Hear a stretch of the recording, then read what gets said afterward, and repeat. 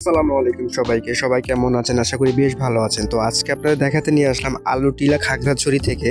তো আসলে এখানকার যে এই আলুটিলা পাহাড়টা আছে না, এখানকার সৌন্দর্য আসলে অসাধারণ। কারণ এখানকার যে পরিবেশ দেখুন, নব থিয়েটারের উপর থেকে যখন পুরো খোলা আকাশের নিচে একদম পুরো দাঁড়িয়ে থাকবেন, চারপাশে শুধু সবুজ আর সবুজ, চোখ জুড়ে শুধু মানে সৌন্দর্য বলতে গেলে ফুটে উঠেছে। তখন আপনি অবশ্যই ভালো লাগবে। আর বিশেষ করে এই নব থিয়েটারে আসলে একদম পুরো প্রাণ জুড়ানো সৌন্দর্য অনুভব করতে পারবেন।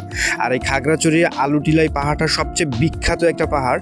তো আমার কাছে বেশ ভালো লেগেছে, হয়তো বা অনেকে গিয়েছেন, যারা গিয়েছেন তারা তো সৌন্দর্য অনুভব করেছেনই।